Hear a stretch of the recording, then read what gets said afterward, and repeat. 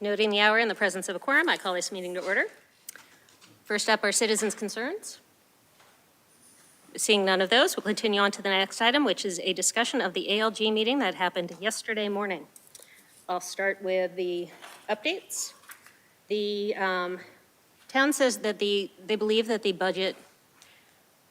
fiscal year 24 budget can absorb the healthcare costs, but they are holding aside an article in the warrant to do a transfer from free cash for fiscal year 24 if there is not enough within the budget to get there. They've marked that off as 400,000 is what they predict it will be, but are hoping to not need to do that. Of course, we'll know as things get closer. The school thinks they're also probably going to have to do a $400,000 to $450,000 transfer, most likely from E&D to cover their health insurance costs also, but that doesn't come up in town meeting, et cetera. Okay, the town they transmitted their A and B budgets to us. They, if you saw it, changed the debt management strategy from long-term to short-term, got much lower rates, and were able to save a fair amount of money doing that. They've also decided to transfer the health care to Maya, which will have immediate savings in next year. They're holding those savings aside to cover any claims that come in during the runoff period. How long is the runoff period? I believe it's 6 months. Steve could tell us more. Claims can come in for up to 6 months, I think, but the history is most of them come in the first month, and that about halves in the second month, and then it's a trickle after that. As you might recall, there was an idea that these extra assessments were made to HIT with the hope that it would be paid back as HIT got in a healthier, more stable position because of the closure of the trust. That money is not expected to be returned, but any money remaining at the end of the runoff period will be returned to the town and the schools. We had a lot of discussion about how much of the overlay, I don't mean overlay, unused tax levy, thank you, capacity should be allocated into which year. I think it's been generally agreed that it'll be $1 million will be used for fiscal year 25. And the question is, do you plan, that's what's in the model, right? Originally it'll be available in fiscal year 25, not used in 25. Okay. Can you guys, Mike? Yes, I'm sorry. 5.4 is used in Yes. FY25. $1 million will be 1.2 is a carried forward. placeholder for the future Thank you. years.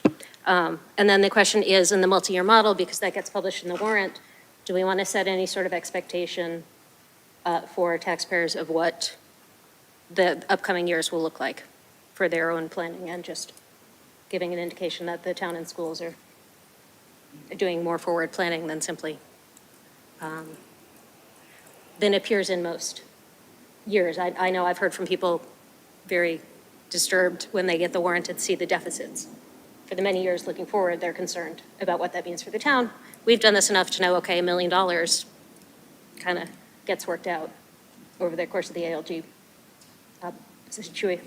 process, but I don't think this year we can expect that. So the decision was for the town and schools to go look and try to come up with some sort of an idea of a more reasonable projection of budget that they can put in, making it very clear that this is not them signing on to, we will have this budget going forward, but try to bring something closer to what will look like a below $1 million shortfall in the budget, and apply a third of the remaining $1 million in untaxed levy capacity to next year. So adding $333,000, using $333,000. Yes, Jason. There is some confusion on that. What you just said was accurate at the time, but then after the fact, we took the $200,000 that was the surplus line and added to the 1.2 to make a total unused tax levy heading into FY26 to be 1.2 million. I don't know which thing holds. I think we need to be careful which audience you are. If you take a third of it, then it would be $800,000 left in unused tax levy capacity.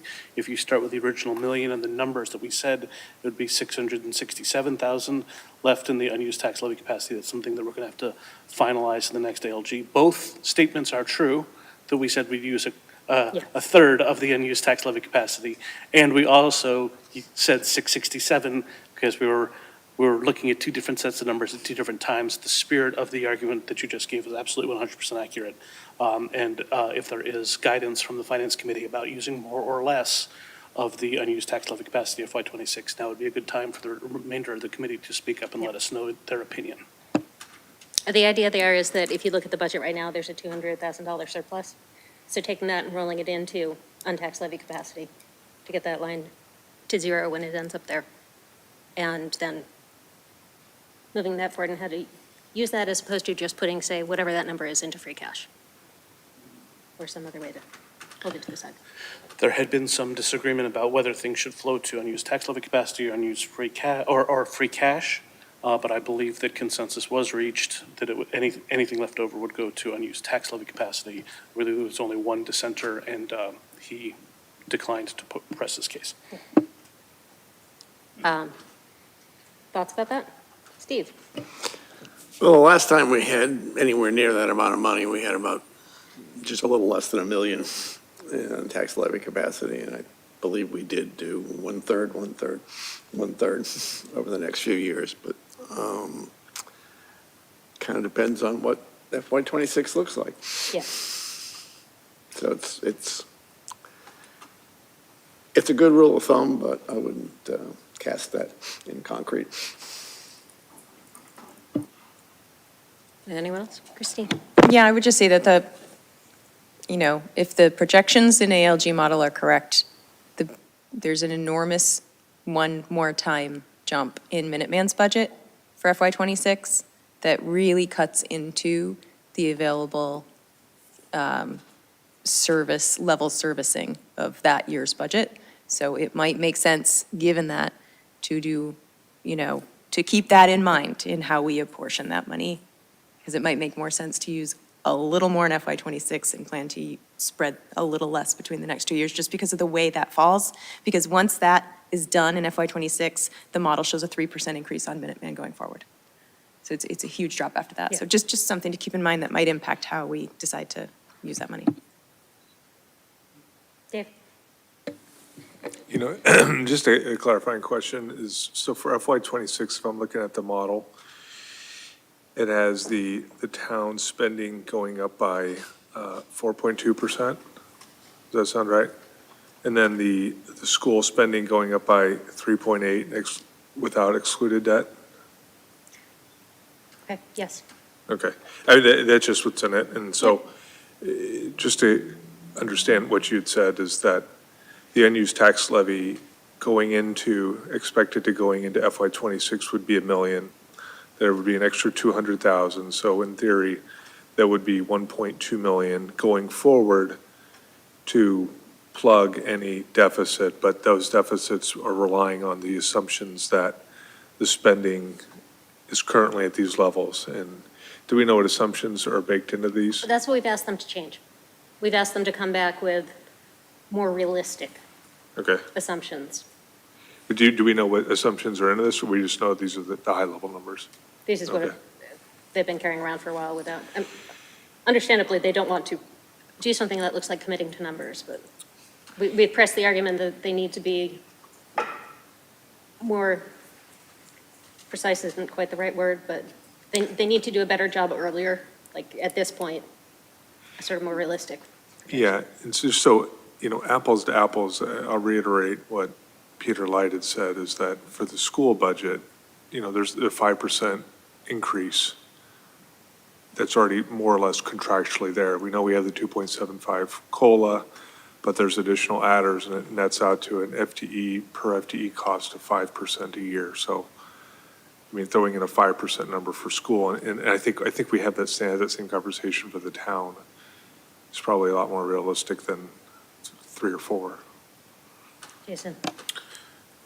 That's true if everything's in a vacuum.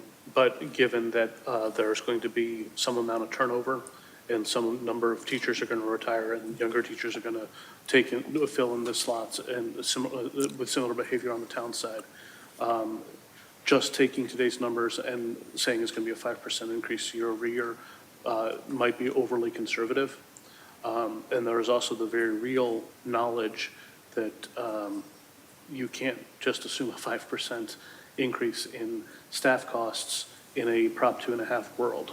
So they are also aware of the fact that even if the override passes, some other structural change is going to have to occur in the very near future. So I would say we don't need to pin them down on a projection this early, nor do we need to be too accommodative this early, because we're already talking about the following year's budget. We're not talking about the budget that we're going to be voting at this next town meeting. One of the main things we're trying to accomplish, though, is to show that all good minds are looking at how to make sure that we don't end up back in an override position in 2 or 3 years. Does that make sense? I mean, yeah, you raise a Yeah. hard point. Part of what we said at the beginning in this process, Jason and I, were that, okay, we've got to get through this problem right now, which has partially been driven by cash flow issues around sped and healthcare. And then we need to set it up so that things can run at a lower curve. So hopefully next year, we'll start getting into some of that. So that is the idea that we presented. Does that sound good to everyone else? Okay. Anything else we should add about ALG? Next meeting is May 25th. March, thank you. Nice try. Early morning meetings. Yes, March 25th, at which point the town and select board, which is already done in the school committee, will have approved the budgets. That's it for ALG. Next up, we're going to look at our public education presentation, which Christine has been working on. The idea here is that this is a presentation that does not get into pro or con for the override in any way, no sort of campaigning for it, simply explaining how it works. I'll let you take over. All right. I will take very minor notes and no more, because I'm not working on this again. In case you were wondering. We're not going to get draft 2.1? Nope. Pulled the tax bill breakdown, definition of free cash, Minuteman budget into the appendix. If you want to talk about them, you can talk about them there. The important things are the revenue sources, how the bills are paid. In this instance, that example is the B budget. So if you happen to speak to this, that is if all things were equal and we only raised to current revenue. It's just the straight up numbers from the B budget. This just, again, breaks down what those all mean. Not much changed there. These are not using the operating budget. And then we got the A and B budgets on the same slides, which was a request. So this is for the town.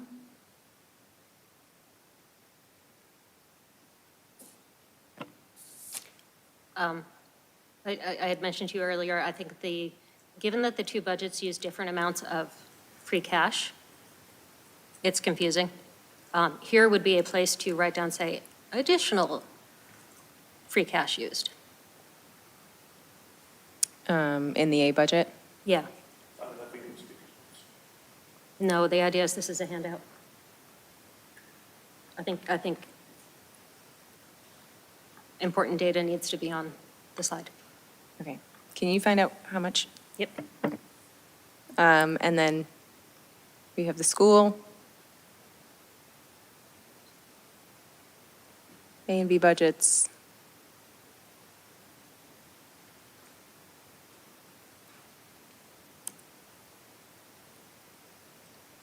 as stated by town, budget drivers, these are pretty much unchanged.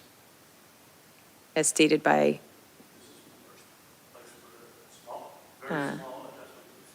sorry, the other one was as stated by town and school. This is as stated by town. What do you got, Jason? Between top bullet, reduce 7 positions, what's that, reduce 7 currently unfilled positions.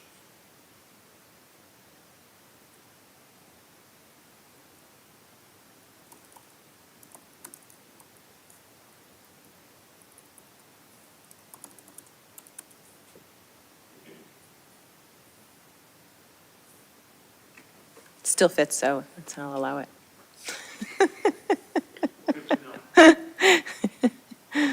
All the news that fits, we print. That's right. That's what I'm thinking. All right, anything else here?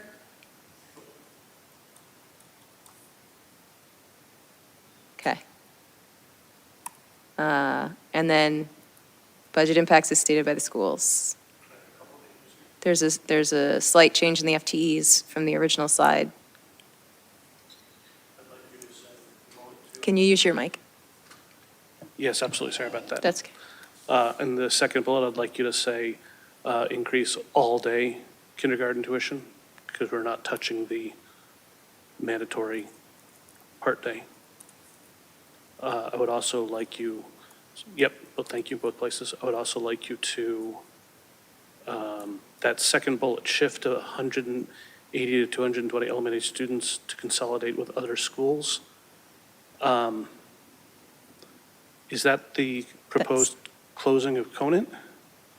that is, as of the most recent school committee meeting presentation, that is what these schools state they will have to do in order to increase class sizes due to the staff cuts, and that's the number of students they would be moving around. I believe that does imply the closing of Conant, but No. regardless, Okay. they can't keep the kids in the schools they're in just by, they can't cut the staff that they would need to cut and keep the kids in the same schools. That doesn't get them the consolidated classrooms they would need. But Conant clearly has more than 220, so it can't be closing a school. Yeah, so that's true, that's a good point. No, so it's, I guess that's not, Okay, as long as Yeah. it's not the proposal of closing Conant. Thank you. no, yeah, no, that's a good So point. this is just shifting kids around to balance Exactly. the If you're- class sizes. Okay. Exactly.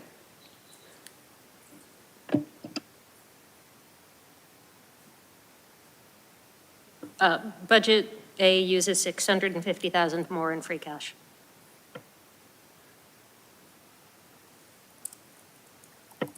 How much did you say, 650? Yeah. Okay.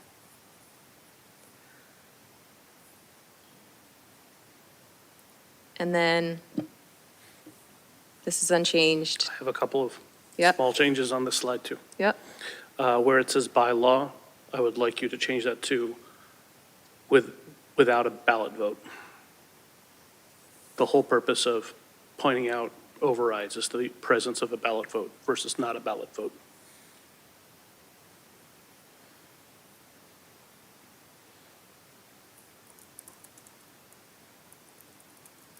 Okay, I would also like you to add a second bullet, a second dash, I guess. No, a second bullet. And a Yep. second top line bullet at the end of next year's increase starts from that new base. okay. That says, this is only an authorization, not an actual appropriation. And that's important because the select board spent an hour arguing about it last night. And even at the ALG meeting, there was some confusion amongst people who should not have been confused. I was shocked. I don't know about last night's discussion. The wording, the required wording for the ballot is confusing. It implies that it will all be used in 1 year. That's why we need to be very clear in Yes. our language. This is an educational presentation. Yeah, I So entirely we agree. need to no, be I- educational. I watched last night, I was one of the 12 people watching on Acton TV, and thought we better clarify this. Okay. Marianne? Thank you. Just a quick question, because I'm just trying to read what's in the brown box, but Oh. from the first draft, it may say it in the box. Yep. But to the first bullet, where it reads, "The amount that exceeds the 2.5% increase plus new growth," I'm wondering if that's something that should be said. It did say it in your comments in the first draft. Okay. So I just wanted to point that out and see what the committee thinks.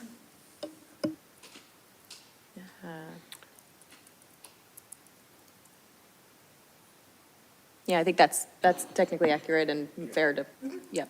Thank you. Thank you.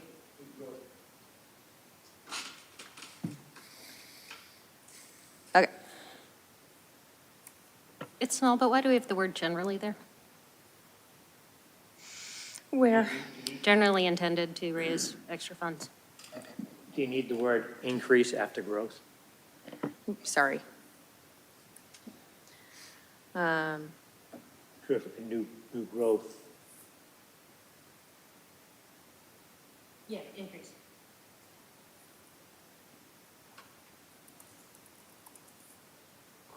I'd say the increase comma, I guess, so, I don't know.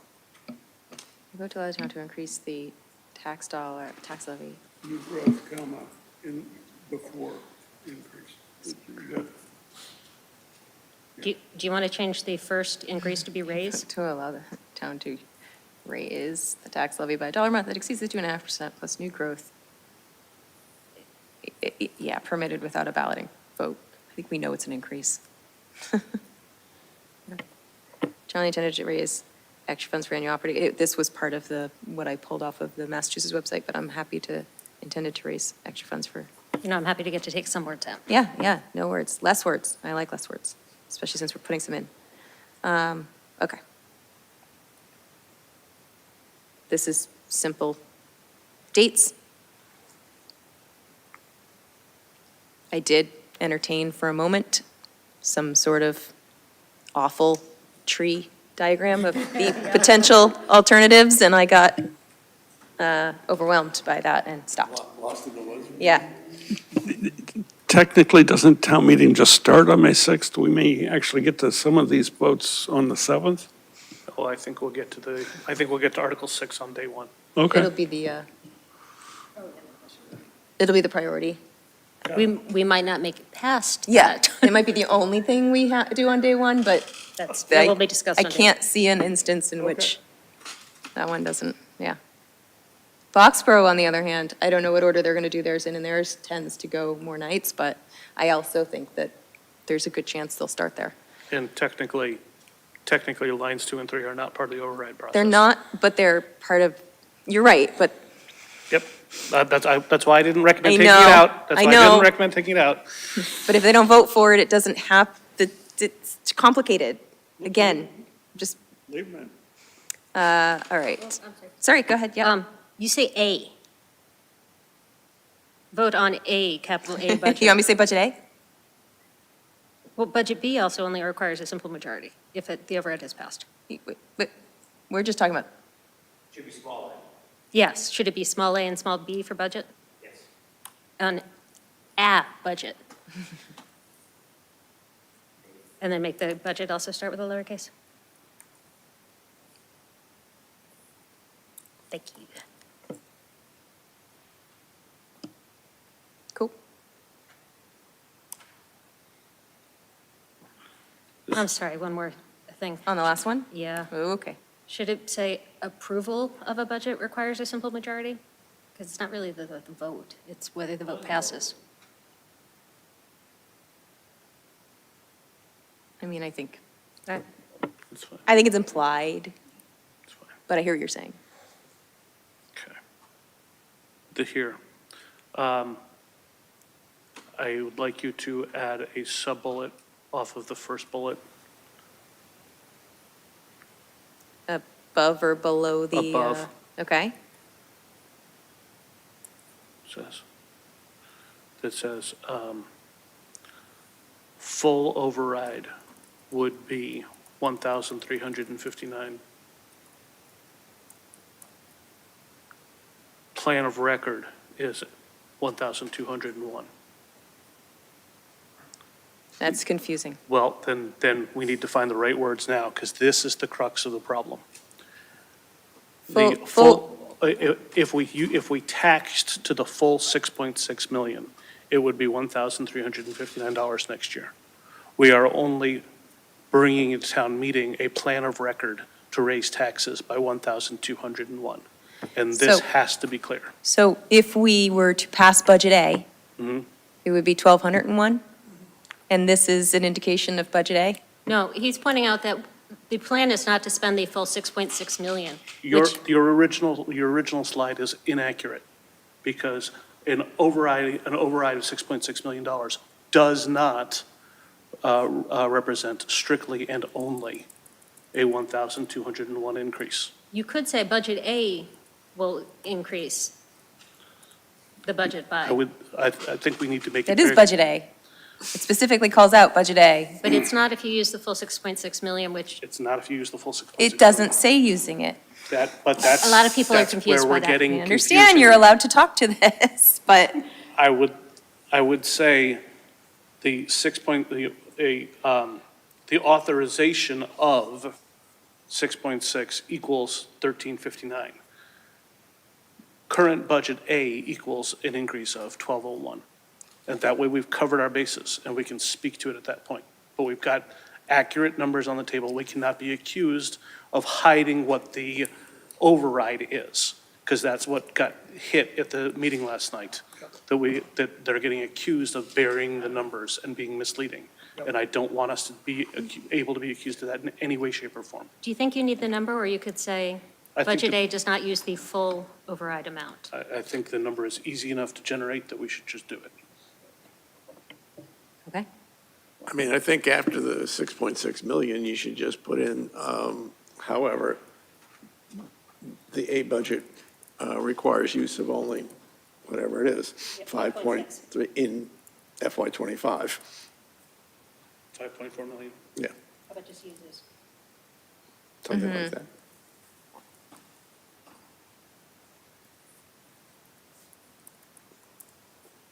Put A in quotations. Actually, I'm going Budget to A? stick with yep. Still put it in quotations. Getting really picky now.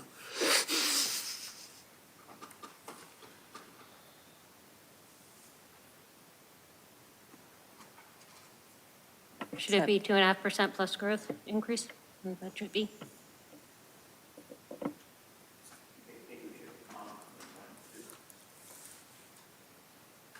You think what now?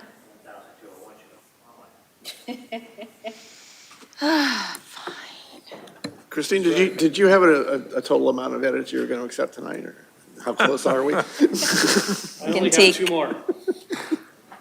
I can take 15 more characters? So this is 2.1. Can I just make a couple quick suggestions too? No. It's mostly formatting. but- Yes.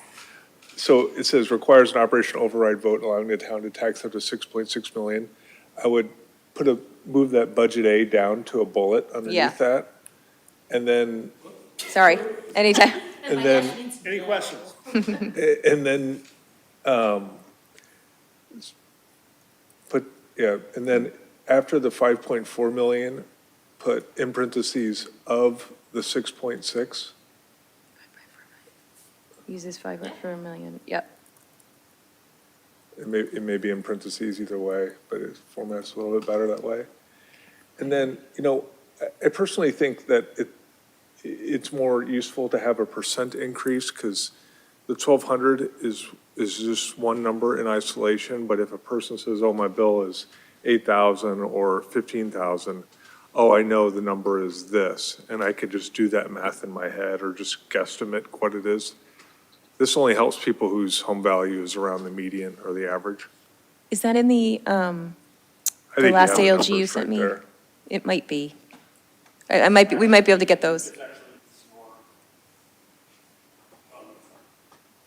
I have percentage increases, but they're broken out by town and school, but I think, not that, the one with the tabs that had, the last one that you sent me had, is where I got these numbers. And I feel like, does it not have the percentage? I guess not. And do you have, and the percentage on the budget B?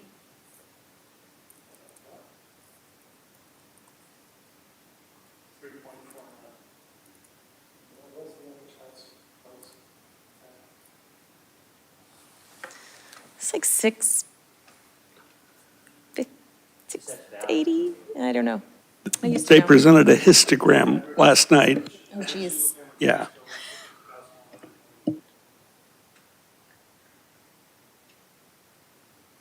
All right, budget is 5.48, average tax bill increase. Does that kind of get what you were getting at, Dave? 1, 2, 3, 4, 5, 6, 7, 8, 9, 10, 11, 12, 13. That's 14 characters. I've got one left.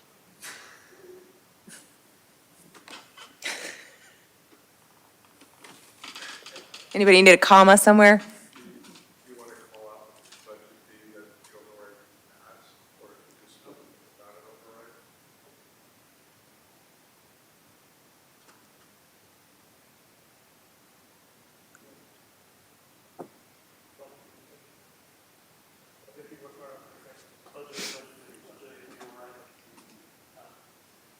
Yeah. That's it. Fine. Yeah. What do you got?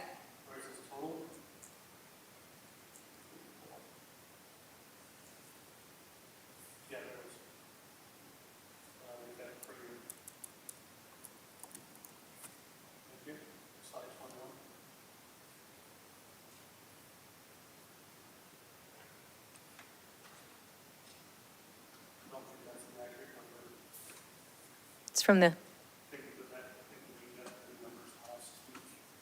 If it was in the plan, it's the correct number. it's the most recent ALG spreadsheet that Christy sent out.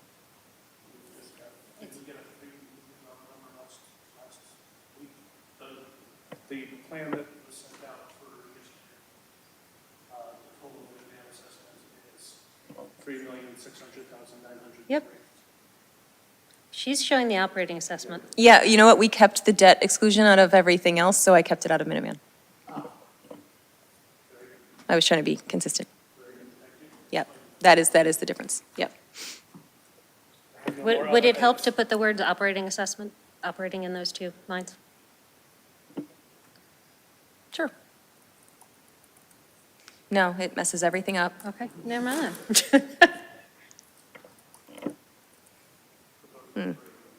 Oh, I'm not putting proposed in there, there's no room. Oh, never mind. All right, fine.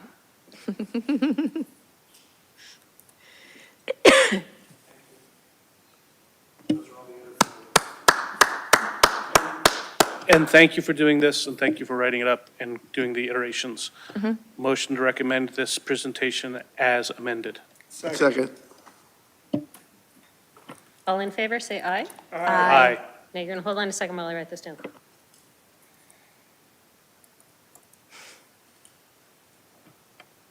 See, I make you make changes, but then I get it off your plate in a Right? hurry. You want to give the second to Greg, or you want to give the second to Steve? I heard them at the same time. I heard Greg. There you go. Sorry, Steve. You can move to adjourn. No. That's still your job.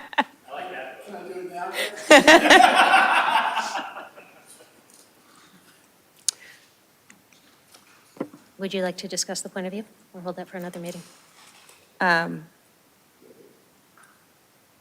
I'd like to pull it and look at it if we can. It's also, it's not like this kind of education, but it is public education. Should we be invited? Right? And it should be posted and, Right?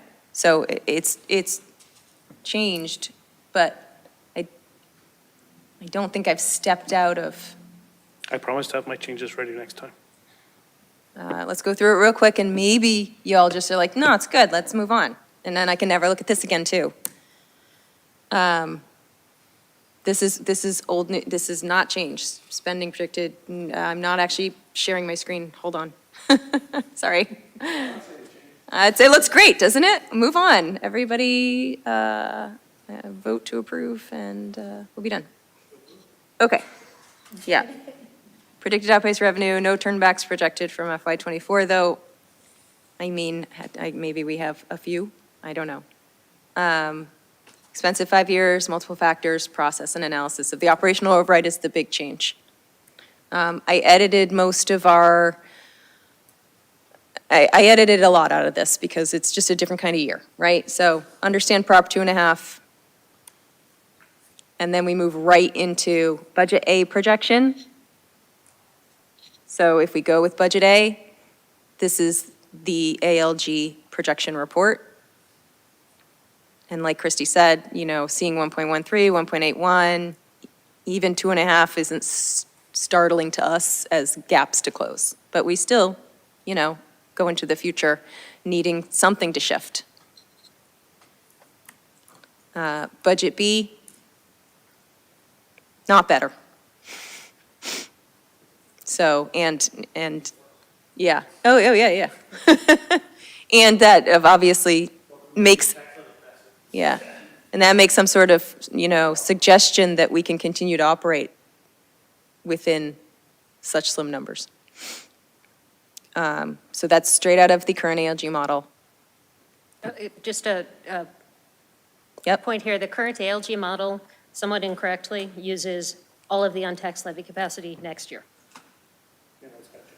So, as currently written. So we discussed that, and that got into the how much gets used in FY '26, et cetera. But if you look at the model right now, that 1.13 million, It's really 2.13 million. yes, okay, although that's without using any of it next year. and we've got, okay. So Budget A and Budget B on spending projections similarly jumped right into when you factor in the knowns of Middlesex, Minuteman, and that's where you can see that, I know it's really small, but that 23.4% is in the ALG model for next year for Minuteman. And health insurance,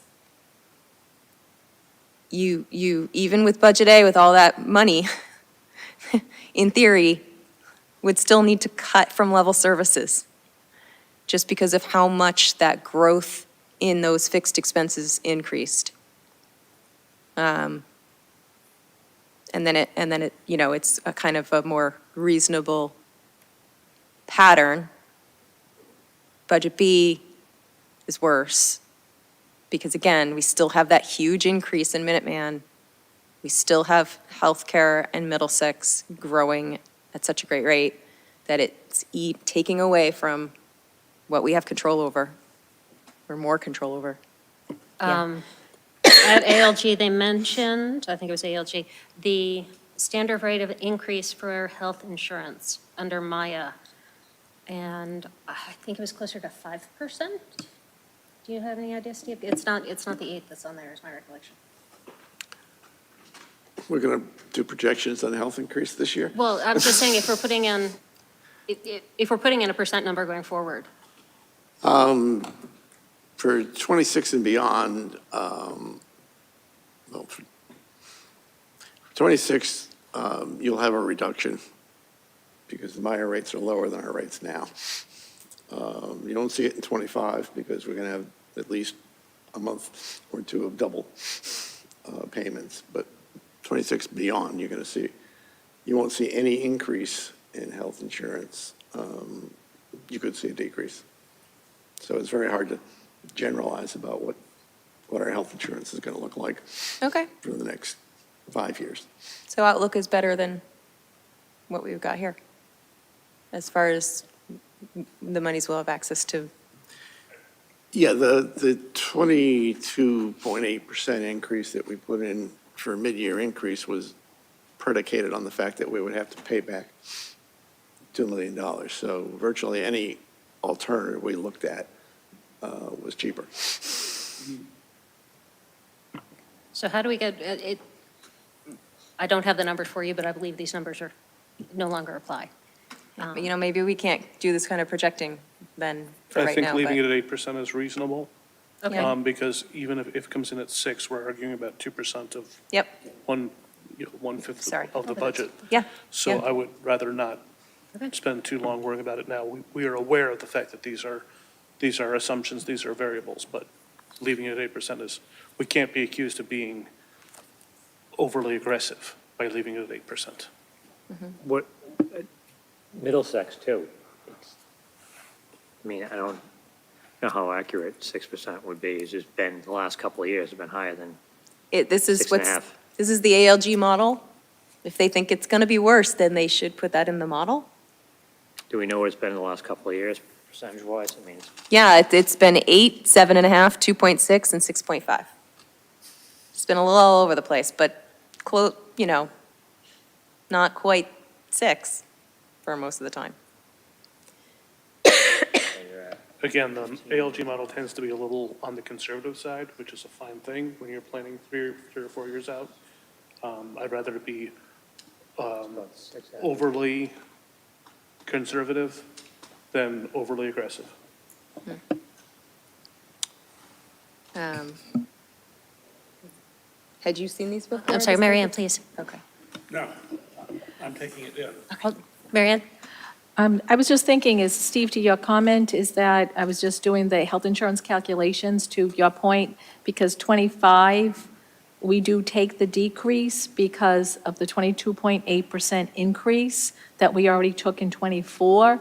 So in 25, the whole goal to change from self-insured to going to Meyer or any consortium was to realize the savings, which both the town and the school did. And so for fiscal year '26, I'm thinking is that correct me if I'm wrong, Steve, Maya had commented that it can be no more than the average of everyone in the consortium going into fiscal year '25 for all the other communities that have already been involved, members, it's 6%. So any community could be no more than 6%. For fiscal year '26, now that we're part of the consortium, to Steve's point, it may be still go down, but may also, depending on what that average is, we may also possibly see some slight premium increase. I don't know, Steve, if you would agree or disagree with that. I mean, I think the immediate thing is going to be, I don't know, roughly a 10% decrease, but we're going to burn all that with the run-out claims and whatever shutdown costs we have for the trust. So we'll be starting at a lower base in '26. The Maya is a very big pool, so you're going to get something that looks like the normal healthcare growth. You're not going to get big swings. Even before this current year, we had big swings from year to year. So it's going to be stable. Where it's going to look, Yeah. I don't know.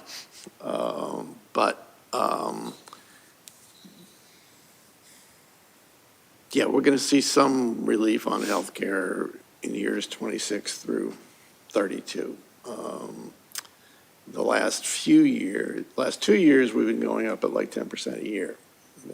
We had other years when we didn't go up at all. So probably on average, we came out about 5 or 6% a year.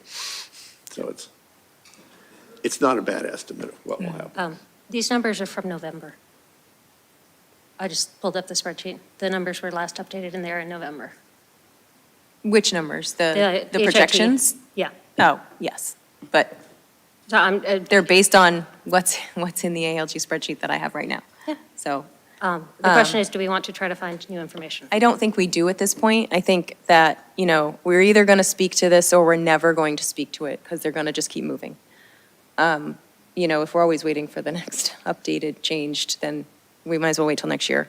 It's possible that we don't need these slides this year. The point of these couple of graphs was that as the things we had very little control over grew, it eats away at the rest of the budget. And then if you factor in the costs of collective And- bargaining, when it comes down to it, the amount of budget you can actually manipulate is very small. So, anyway, I don't mind changing it to 6%, but I don't want to, I don't know, I don't want to wait for brand-new projections. I'm fine with not changing the numbers, but I do want us to keep these slides in here. I do want us to present at least to the select board and the school committee for this year, because it still reiterates, it still shows that there's a structural problem, and until they make structural changes, we will be right back in this same soup We in can- yeah. 3 years. And we can definitely offer color and talk to the fact that these numbers are, it's an ongoing concern, an ongoing problem, and whether that number is 5%, 6%, or 8%, it's not 3%.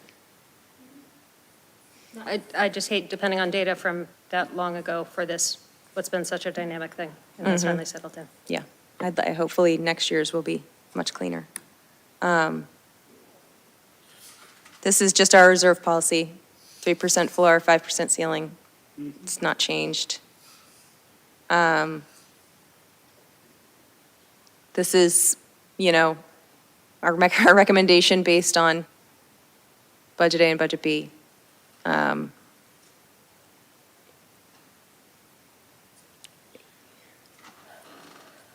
recommendations actually this year are to get to the floor. That is our recommendation this year. I don't see in either model Okay. they're spending to the So floor. Budget A is spending to $400,000 above the floor, with the idea that if Article 2, the $400,000 withdrawal for health is required, we will only hit the floor then.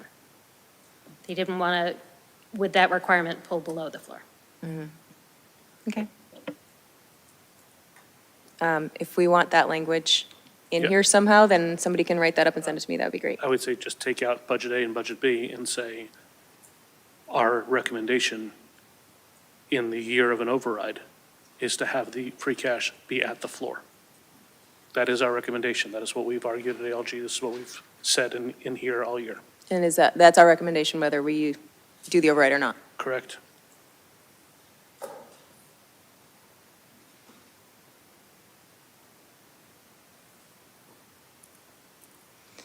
Um,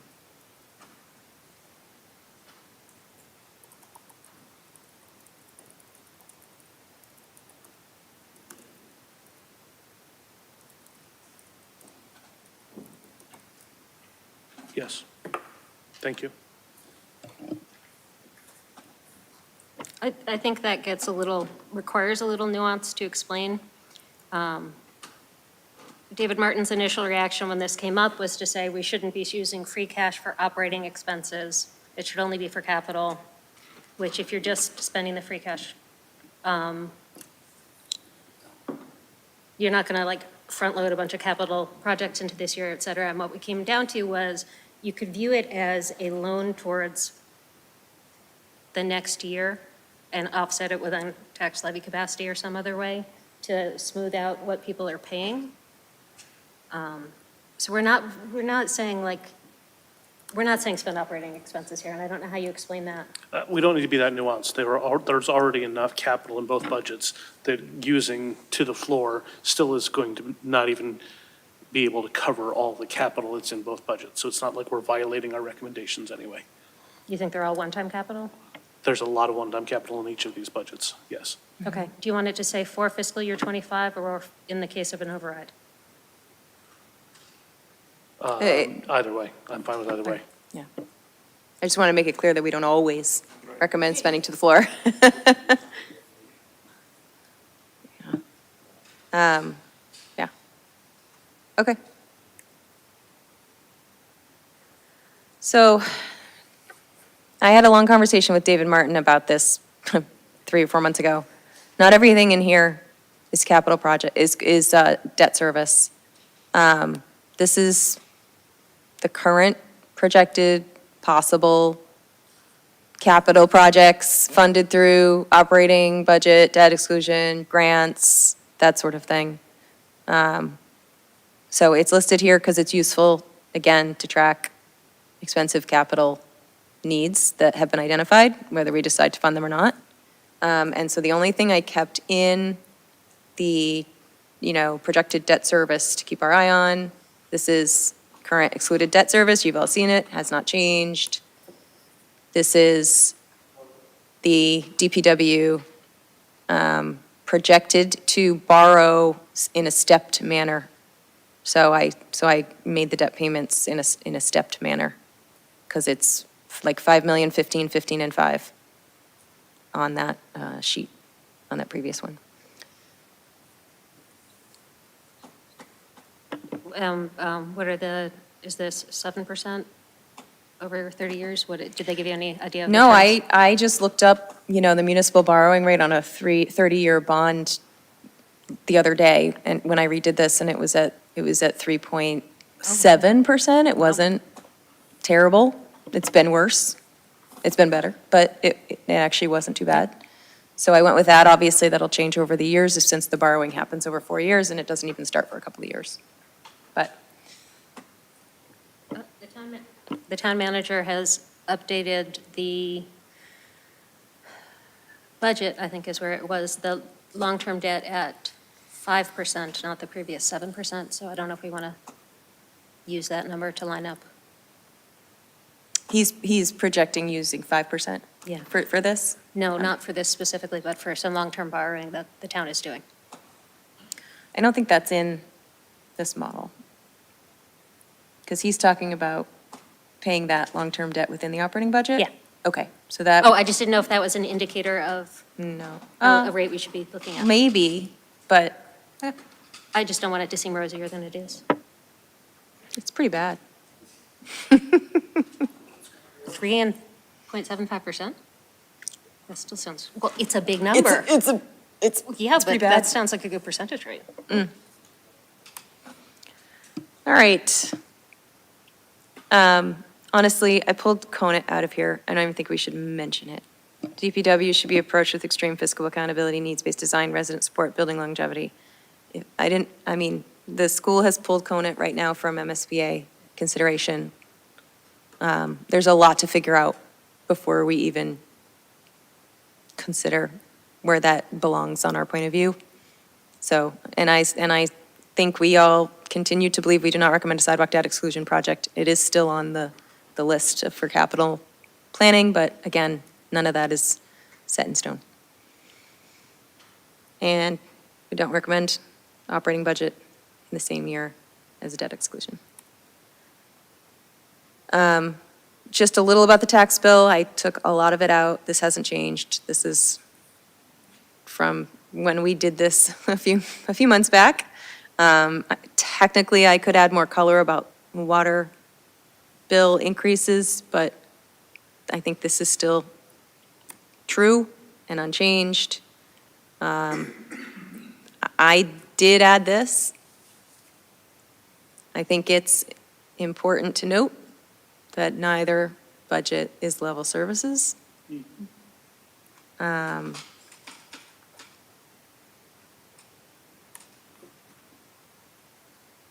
Preventative measures that were taken as far as an override.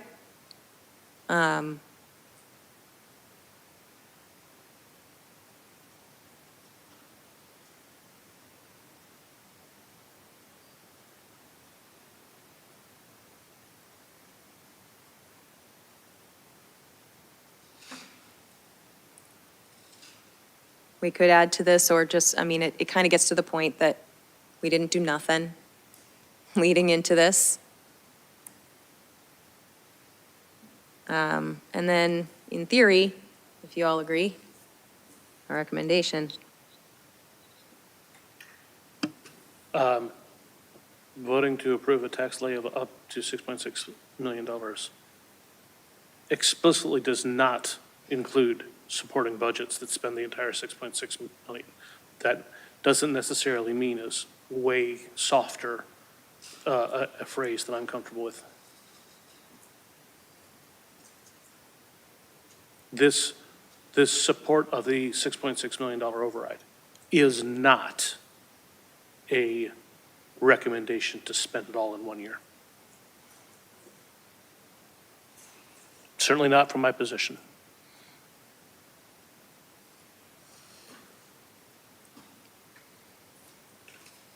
Can we say that in fewer words? Or how about just simply not Is the that- full 6.6 should be used? Just add after 6.6 million, but not all in Yeah. fiscal '25. But only 5.4, Yeah, be specific as you but wish. only 5.4 million in voting to approve. I think Jason's right. I think we want to be really explicit that we at no point have said that We're it comfortable with all was 6 acceptable to million. use all of it in 1 year. I mean, I thought it was.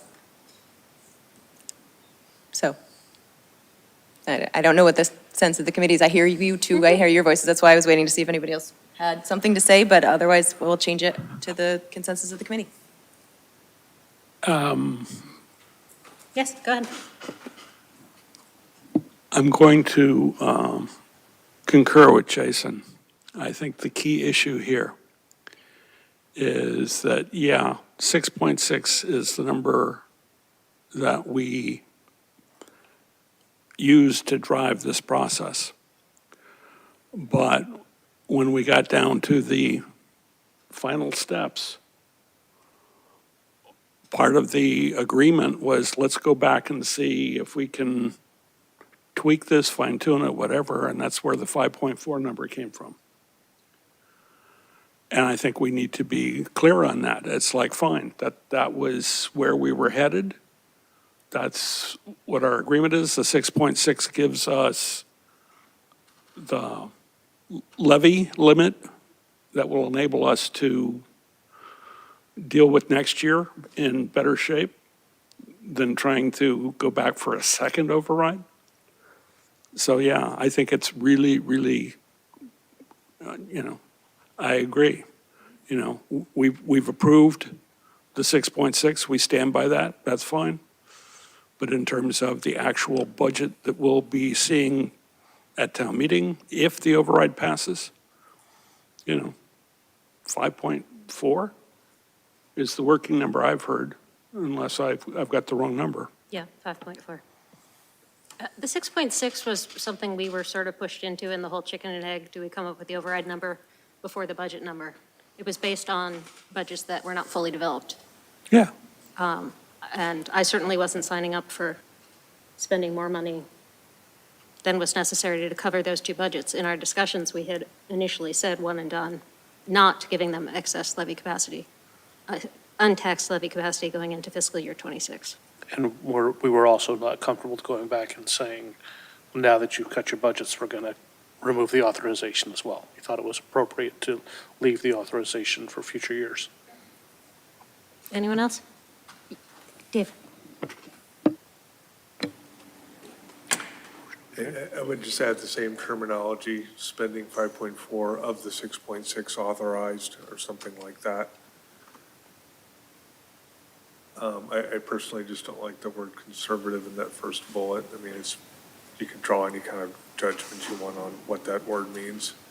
Some people would argue to the ends of the earth that that's not conservative. Yeah.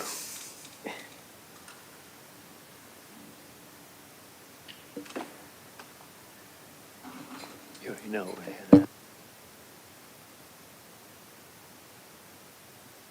Bullet 3 is new. Everybody agree? Yes. Did I miss anybody?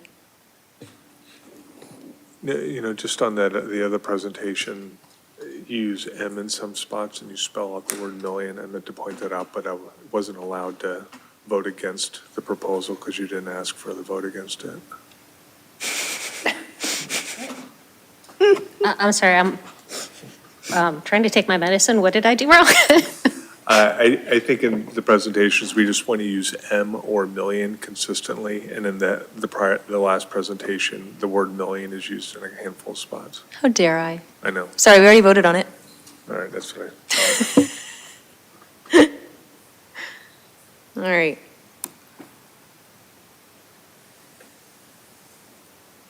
And then last, do we want to, on that slide, get the token comment for land sales?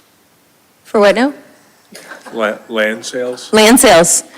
Yep. I heard plant sales. Land The- sales. The garden club does one. Plant sales, brownies. Open to plant fundraising. sales as well. Yeah, land sales, sell the land. Every possible way to save money, including cutting. Selling the house at Morrison Farms, maybe use. Every time I click on it, it switches, sorry. Cutting or reducing any new sources of revenue, Comma, land sales. land sales. Well, no, it should be before the and/or.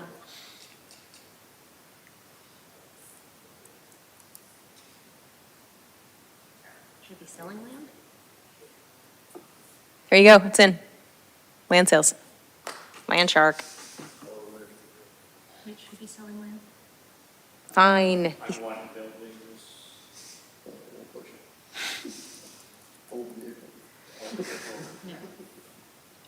Okay. All right. Grammatically correct.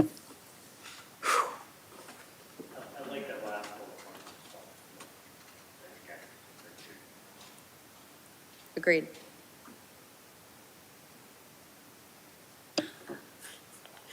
I thought you meant on this slide. Jason? The second bullet point.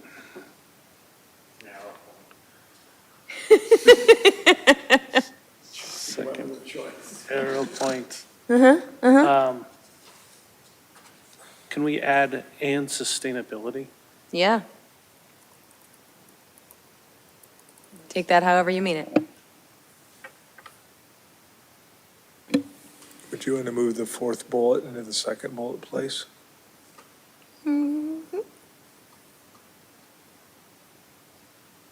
Sorry, which bullet under this? You wanted the third under? The fourth, inflation, healthcare, et cetera, above the second bullet?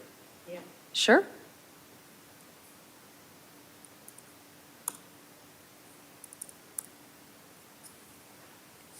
Need to fix the spacing. I'll fix it in a minute. Everybody's a critic.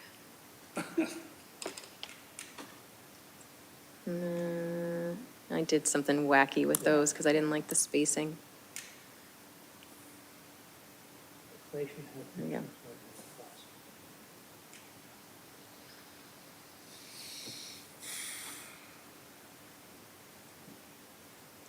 Pretty. Very little. The demographics slide, and I didn't pull the comparative communities slides. But the other stuff, Can you go back to that demographic Yeah. slide? I want to see Phil. the other stuff We'll do a road test. required me to do more work. Phil might talk to 30.6. So I pulled them because they weren't necessarily up to date. We had questions about the rental slide. We had questions about some of the, they're just enough questions about them that I was like, or, see, I could delete them. And we could actually publish this? And we could actually put this to bed. Greg?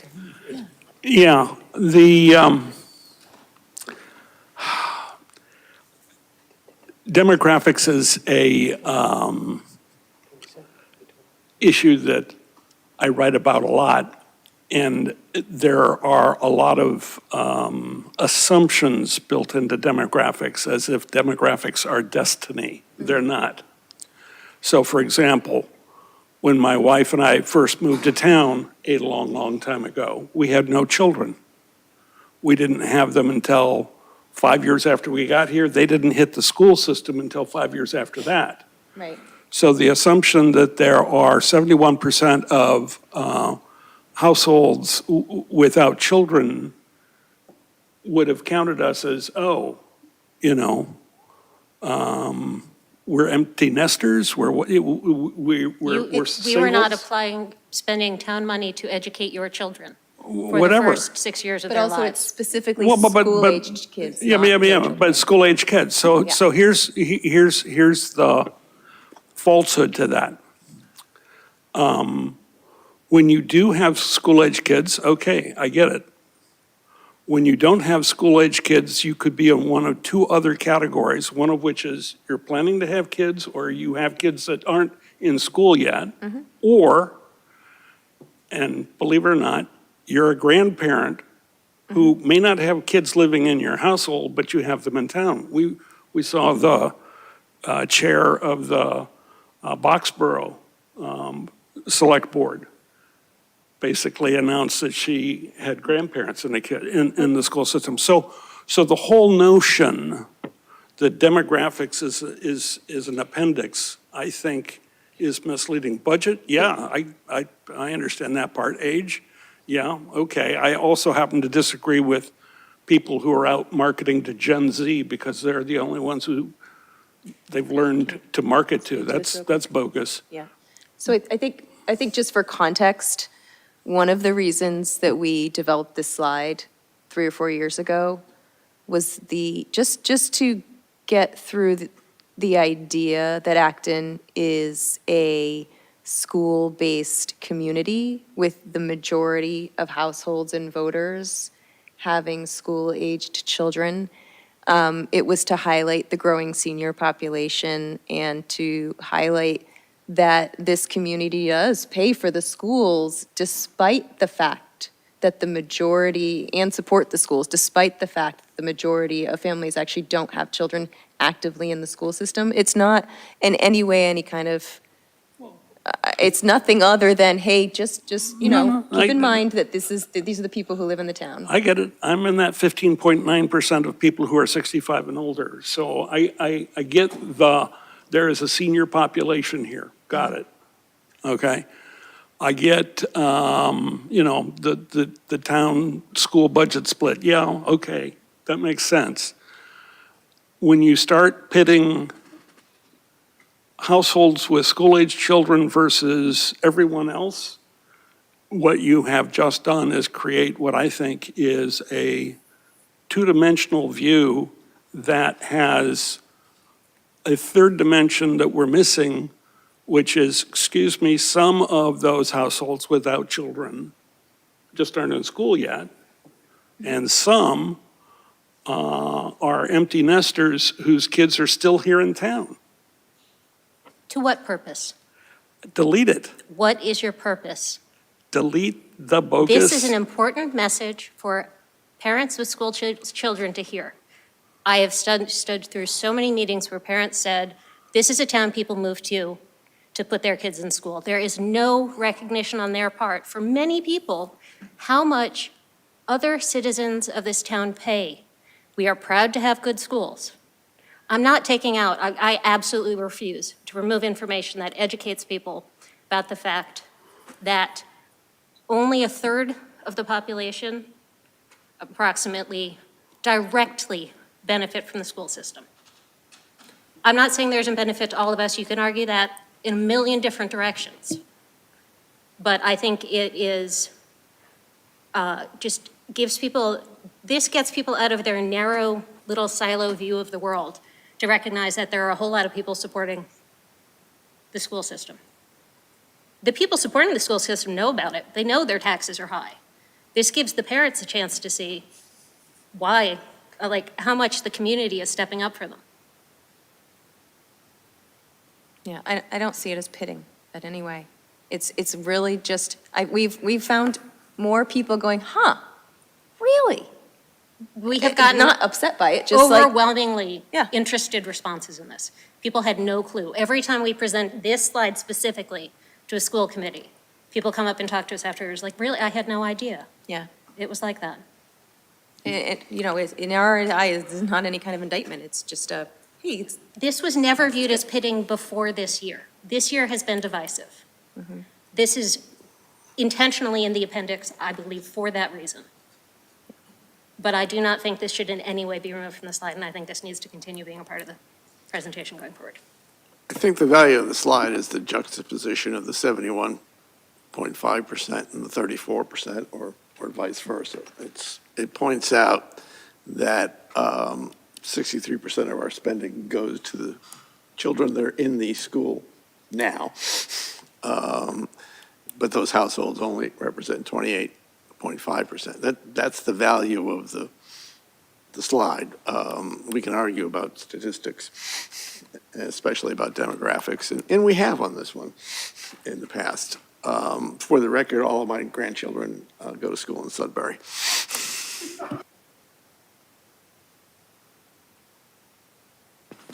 All right, so you, To that point, I could walk you around my neighborhood and show you all the homes that are there, that kids are not in school, that they're seniors or what have you. yeah. I mean, right next to me, 3 houses in a row, actually 5 or 6. Watch comments about seniors. There's a Well, couple on the I didn't mean committee. just in seniors, but I meant that some of them where their kids are grown up and out of school and stuff like that, and that's the reality. All right, that's the current point of view. Let's like it. Everybody's good with it, right? It's just fine, just the way it is. It's, sorry. We made changes, right? Madam Chair, would you like a motion? I would love a motion. I move that we accept the point of view. We have a second. Second, Hold on. All in favor, say aye. Aye. Aye. Opposed? Nay. you could have abstained. Madam Chair, I make a motion, we update this to March 2024. Okay, I'm sorry. As amended, I would also like to amend it to say no longer draft. That's going to be my other point. You can put me down as an Would you aye. like to change your vote, Dave? Yes. As amended. To an aye. Oh, okay, well, then I can change my vote. I still say aye. Wonderful. And any abstentions? All right, wonderful. This passes. Thank you, Christine. Thank you, Christine.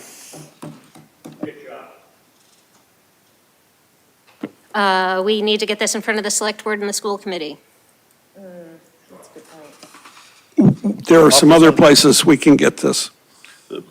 Yes, we'd Yeah. love to Yeah. have as many people see as possible, but we absolutely need to get this in front of the school committee Yeah. and the select board. So I'm willing to do the school presentation if you're looking for volunteers. Yep. we can present to the school committee and the select board. Where can we do other outreach on presenting this? In years past, we've asked every PTSO if they'd invite us. If they would invite us, is that how we word it? Yep, and Got it. sometimes we get invited and sometimes we don't. So we could ask all of the entities we would normally present this to if they would care to invite us. Indeed. Okay. And Greg has Then developed some ideas. who wants to be the Oh, I'm sorry. coordinator of this, of the outreach? Not it. I will do it again if everyone else is Sounds good. amenable to it. Um, Send me places you want me to invite. And we should do Acton TV. What are we doing to ActonTV? We should record this. Oh, yeah, okay, yes. Yeah, do that. that's, I nominate Christine to do the Thank you. Acton TV one. That is why I mentioned that point, looking at her. Fine. Thank you. Cool. Thank you, Christine. Yeah, and I'll put you in touch with Mark Ducey to set that up. Greg, please, you had ideas about how to get this out there. yeah, last week you asked, so how do we communicate that? And this point of view, the information that we put together here, within the constraints that, we can't actively campaign. Got it. And it turns out there are several models that I went through to try to figure out what we could do here, partly because we are media constrained. I won't even regale you with how many newspapers used to cover us back in the old days. They're not here anymore. So the net becomes, what do we do? One of which is ActonTV. And in addition to having our sessions covered, which is nice, our last meeting got 156 views. And at the last election in 2023, we had 2,247 people vote. So we either assume that a small fraction of people who have been watching will have enough information so they can go cast a vote, or we need to figure another step. One of the things that blew me away is I use a number of tools with different companies I work with to take a look at the town of Acton's website. And we get 1,820 visitors a month on the website. So, yes, yes, yes, we need to talk to the, Oh, sorry, how many of those are me looking at it 10 times a day for things? Does that count as one person? no, these are unique people. That's wonderful. If you actually want to know what they're doing on the website, the number one service that they're seeking, wedding licenses. That wasn't me. That wasn't you. It wasn't me. So, unless you've got something going that we don't want to talk about, So we do post our point of view and this And other so presentation. the sooner that this can go through the approval cycle and the sooner it can get posted, I didn't think much of it, the fact that we have something posted there now from September of 2022, but this needs to get updated as soon as we can. That's one of the other outreaches. On that, I wonder if we could convince them to put the educational slideshow, maybe a link to it on the front page. It turns out this town website gets traffic. And part of that is a reflection of the fact that they can't go to the town newspaper anymore for information about what's going on. And so people are trying to find it where they can find it. The other thing that we can do is there are other organizations beyond the PTSOs. And, I'm a former member of the Lions Club, for example. And normally they don't want to hear from finance committee people. But this is a year in which if we got invited by a civic organization, we should consider it. We always go. Okay, We always, we always ask the PTSOs, basically Conan and Gates says, yes, please, and everyone else tells us, no, thank you. And we always go to We go to Rotary. Rotary, the Chinese, I Yeah. did the Chinese school one Great. time. They say yeah. they say yes. great. Senior You, center, we Senior did Center, every yeah. time, yeah. If there's an entity you want me to reach out to, send me an email and I will reach out to them. I- I will come back at the next meeting looking for volunteers for the different dates. Please do. And then here's how we leverage that eye. If there are only, who knows, 120 of you tonight who watch this, if you've got a neighborhood organization, if you've got a civic organization, if you've got a community organization, if you've got anyone, public education on this is really crucial. Otherwise, we're going to have a lot of people voting in April thinking, what? Huh? I've already run into people who've said, well, I'm planning to learn about this at town meeting. And the answer is, no, we got things the other way around. You've got to vote at the end of April, and then we go to town meeting with either the A or B budget. And they said, what, before I hear about it? And it's like, yeah, right. So public education here needs to be, we need to encourage people to say, look, we're open to all comers. And, call Jason. This is a good year. A lot of us are willing to drink coffee. A lot of us are willing to stand behind these slides and try to just do public education. That's going to be hard. And the net, since we are all metrics-oriented, is I took a look at the 9 previous override votes that have been held. Now, they were all held a long time ago, between 1990 and basically 2005. If you added up all the yes votes and you added up all the no votes over those 9 overrides, the difference between passage and failure was a couple percent. 5 overrides passed, 4 failed. The winning margin for yes votes was 52%. The losing margin for no votes was 48%. This is not slam dunk city. No matter what 2/3, 1/3 pie charts we're used to seeing, this is a 50-50 town. Every vote will count. And so with that in mind, I think the metrics that we can use to measure our public education, our turnout at the election. If we can't do better than 15%, we got 15% last year with no override. Wow, we've done a really bad job with public education. If we don't top 52%, well, then we don't have an A budget. And I think all of us have looked at what the B budget looks like, and boy, is that going to be a lot of bad road.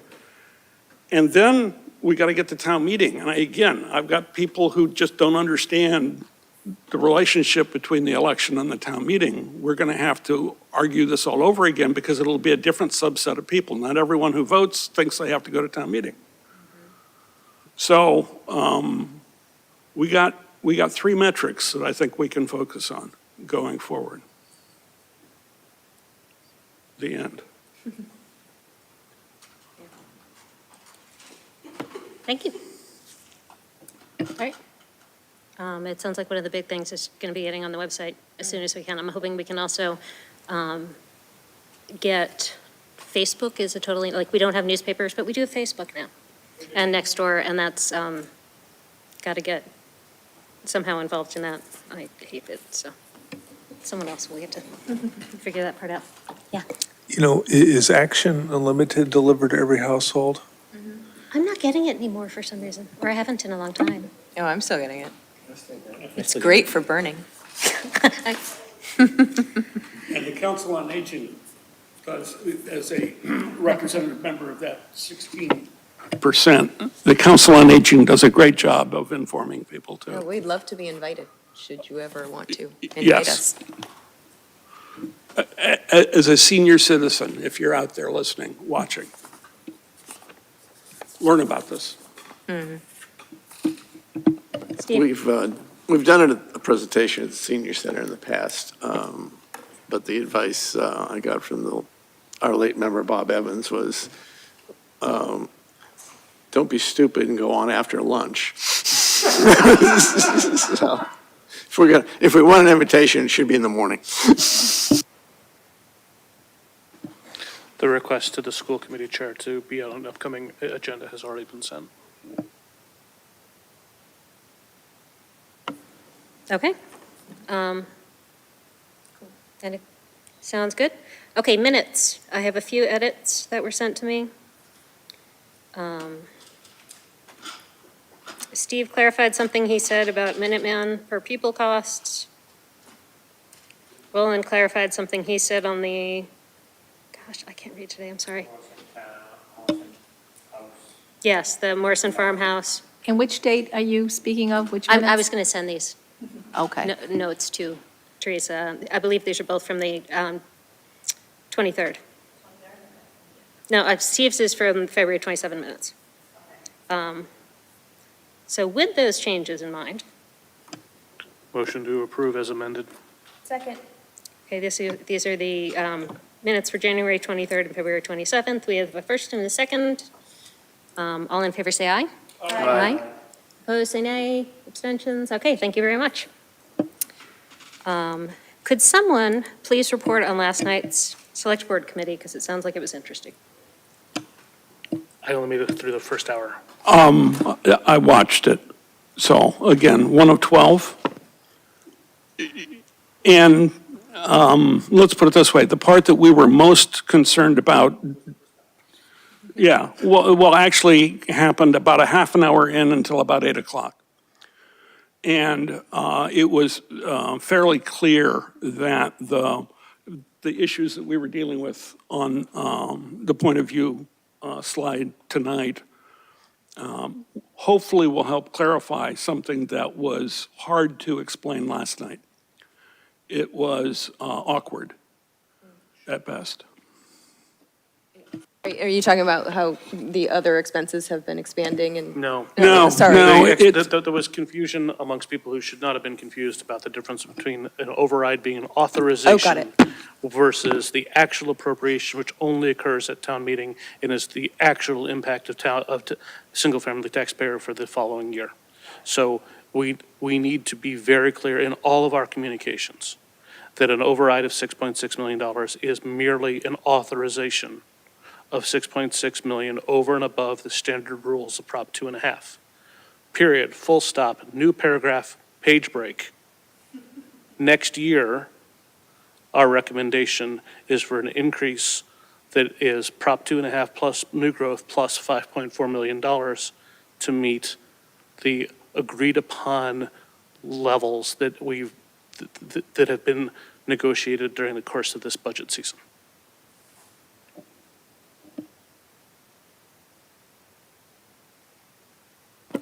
I suspect part of the confusion is that the town manager put up a website in which you could put in your house value, and it would tell you what the tax increase would be based on a $6.6 million override, which is technically correct, but not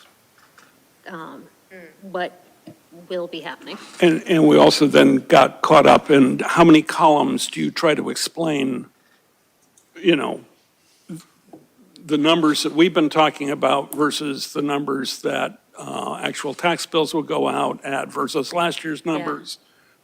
Let's put it this way. It was, we may have our disagreements, but boy, we're at least on the same book, if not on the same page. So it made us look like the choir. We could sing together. Is there anything else from that?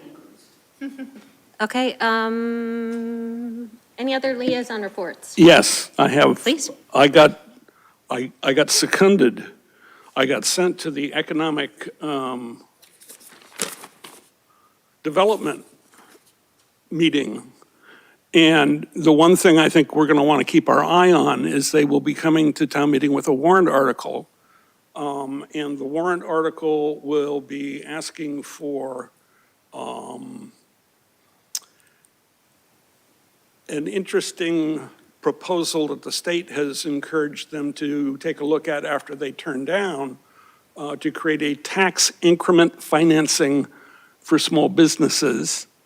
And the small business that they want to pilot with this program is called Natural Stone Wall Solutions, which is located up on Knox Trail.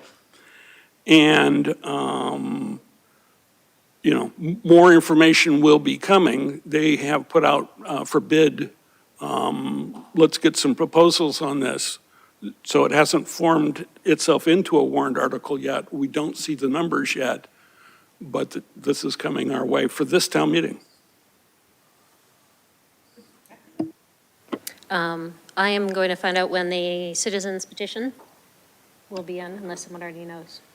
So we can get working on those, and I can't find that the draft warrant isn't going to be out for a while still.